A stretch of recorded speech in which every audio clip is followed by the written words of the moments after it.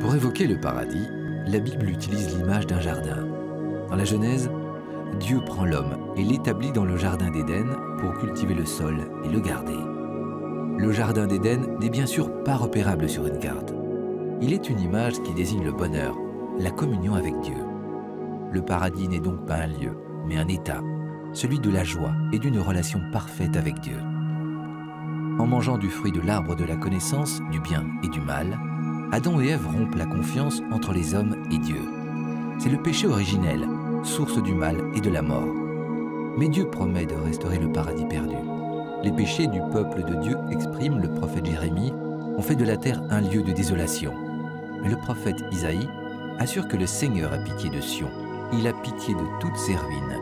Il va faire de son désert un Éden, de sa steppe un jardin du Seigneur. On y retrouvera l'allégresse et la joie, la louange et le son de la musique. Dans ce nouveau paradis, les eaux vives jailliront du temple où Dieu résidera. Au bord du torrent, sur les deux rives, raconte Ézéchiel, toutes sortes d'arbres fruitiers pousseront.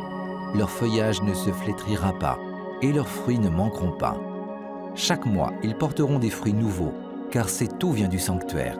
Les fruits seront une nourriture et les feuilles un remède. Dans l'Ancien Testament, Dieu, par Moïse, donne une loi à son peuple. Chez l'homme qui l'observe, la loi fait abonder la sagesse. Comme un fleuve de paradis, dit le livre de l'Ecclésiastique. Le sage qui l'enseigne aux autres est comme un cours d'eau conduisant au paradis.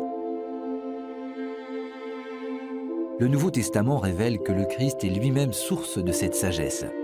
Par toute sa vie, ses gestes et ses paroles, il manifeste le dessein de Dieu qui veut que tous soient sauvés.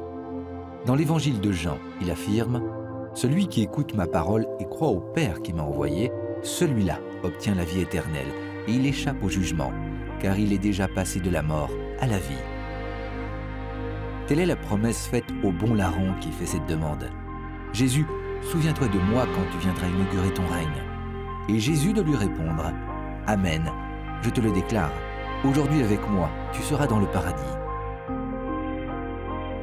Le paradis est déjà dans nos cœurs quand nous vivons des instants de grand bonheur et d'amour vrai. Il est déjà là où nous sommes quand nous vivons à la suite de Jésus.